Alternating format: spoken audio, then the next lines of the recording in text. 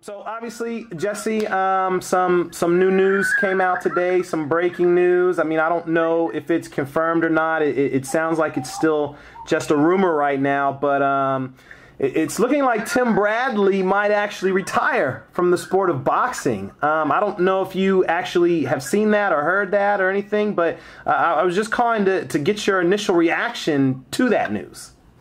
You know what? I heard very little about it. But you know, if that's the case, if that's the situation that Tim Bradley's in, I mean, good for him. You know, it's good when a fighter's able to end it on his own terms. And if he thinks that it's time for him to retire, well then, you know, it's time. I mean, when a fighter reaches that decision, it's because basically, you know, they thought it through. Because usually, as a fighter, no one wants to retire, but you think of it. Mm-hmm. You know, the way I see it is some fighters. Me being around so many fighters, you know, they can tell that they're not as young as they once were. For example, Floyd, you know, they know they don't have the youth on their side. They have experience, but usually when you think whether you should retire or not, when you have that doubt, sometimes it is time. And for Tim Bradley, I'm glad that he, you know, he's retiring on his own terms. And I mean, as much as I enjoyed the fight that we had together, you know, I would love to do it again. You know, I'm glad that he's able to retire on his own terms. I think that's very important for a fighter. And, of course, I mean, after 2 concussions in the sport of boxing because of a fight or involved in a fight, you know, it could be a good decision. You know what I mean? And boxing isn't like any other game. You know what I mean? This is a tough and rough sport. You know what I mean? And like a lot of people say, you don't play boxing when you don't have that enthusiasm to be inside that ring, give it your all. It is time for the fighter to retire. Yo, Jessie, I wanted to, because you mentioned, you know, the concussions that he suffered, and he has been in a couple difficult fights, you know, tough fights, obviously, with you and Ruslan Provodnikov and a couple other ones. But how much? And again, we're not in Tim Bradley's head, so we don't really know, you know, why he came to the conclusion. But just as a fighter, do you think the fights themselves are the ones that are you know, more damaging on you, or is it just going through the process of training camp, you know, day in and day out for 8, 9, 10 weeks sometimes? Is that more wear and tear on you? It's both, man. You know. Physically, it takes a lot out of you in every training camp, and also physically and mentally, it takes a lot out of you. Physically and mentally, it takes a lot out of you when you're in training camp. Mm-hmm. And then when it comes to fight time, it takes a lot out of you physically. I mean, it's not easy being in that ring going 12 rounds, 36 minutes, you know, and enduring pain sometimes, you know what I mean? And you have to go through different types of situations, whether you're fatiguing, tired in the later rounds, you know what I mean? It's definitely not easy, but it takes a toll after some time. I'm still very young. Thankfully, I haven't been in that position yet. You know what I mean? I have been in fights, and I have noticed how, you know, it gets tough in there, but you have to dig deep.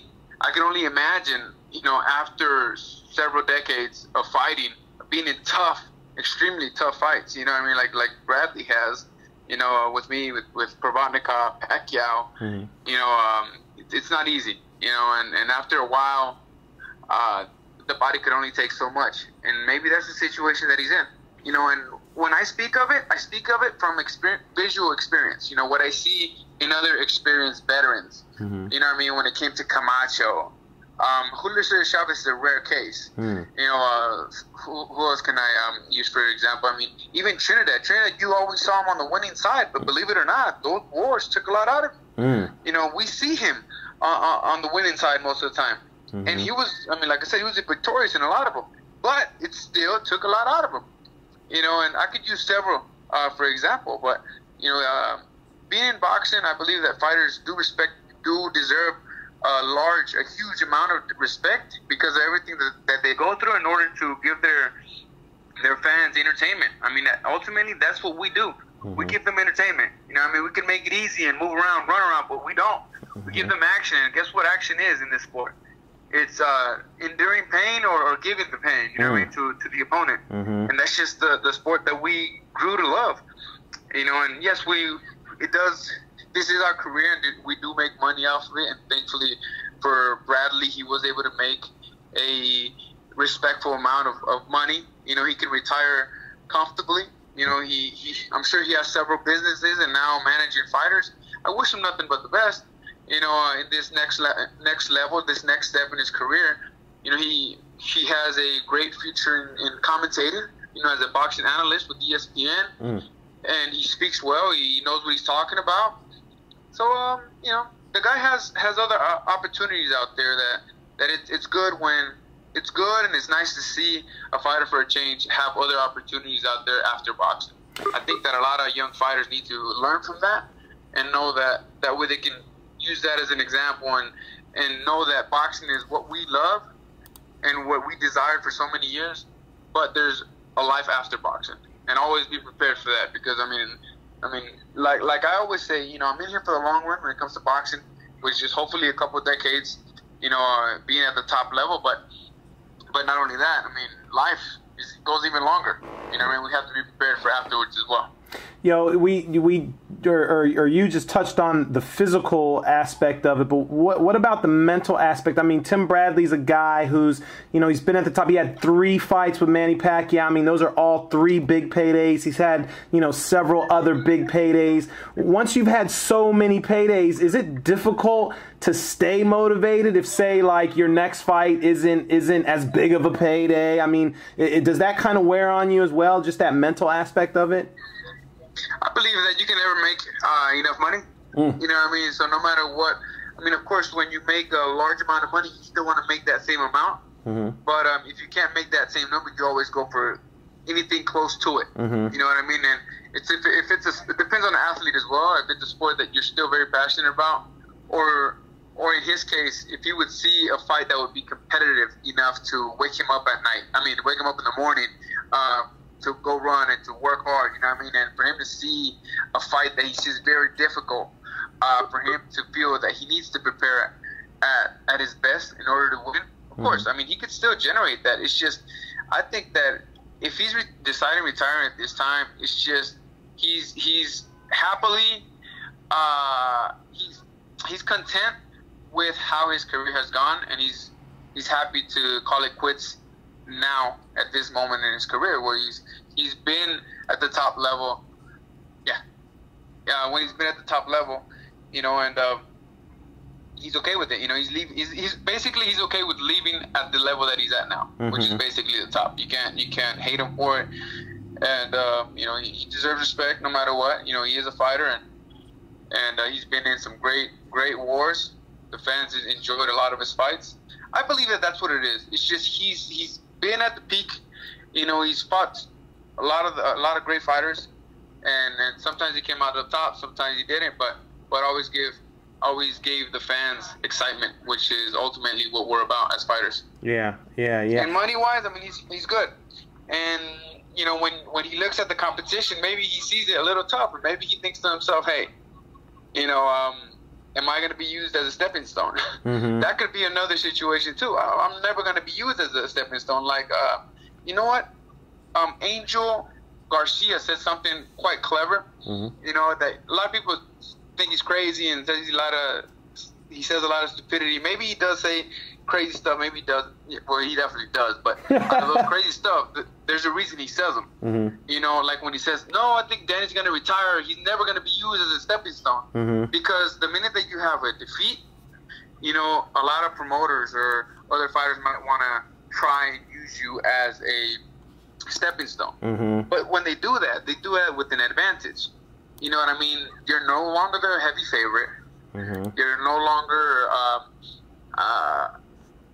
you're put in a situation where the venue is for the prospect or the other fighter.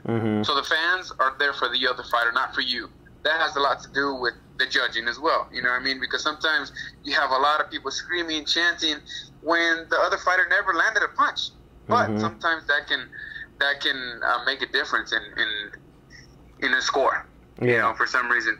And he doesn't want to be in that position. You know what I mean? I mean, Angel didn't want to be in that position, and I'm sure that Tim doesn't either.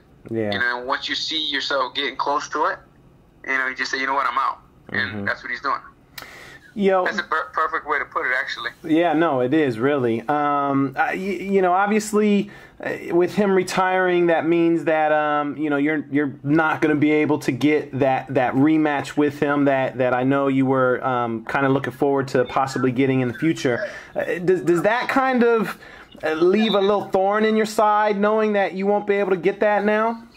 Not at all. Not at all, to be honest. I mean, I know what happened in that fight, and I know the reason the verdict was changed, and the referees with the referee changing his verdict. But hey, you know, he knows what happened that night, and I do as well. And you know, my future, my career continues on, and I just have to put myself in a better position in the future and keep myself relevant, keep myself as the people's champ. You know what I mean? To give them excitement. You know what I mean? People will continue knowing me as a fighter that gives it all in the ring. Mm-hmm. So no hard feelings. I've had so many fans that were out that night said, "Man, we were cheering for you the minute you hit him." You know, and he was out, man. I don't know why the referee changed his decision. It was crazy. Like, you had him out. That was it. So, you know, I mean, it fills me with pleasure knowing that the people saw what really went on. You know what I mean? We just got to get over it and look forward to the future. Well, like I said, I'm not 100% sure if it's true or not right now. It's just a rumor. I know that you know, it's according to sources and whatnot. But if it is true, assuming it is true, do you have any final message you want to impart on Tim Bradley, or any final thought on his career or sharing the ring with him? Yeah, I mean, this is just a rumor so far, as you said. But if this is really his case and situation, well, I wish him the best in his next venture, right? Next step in his next career, which is commentating, and I wish him the best of luck.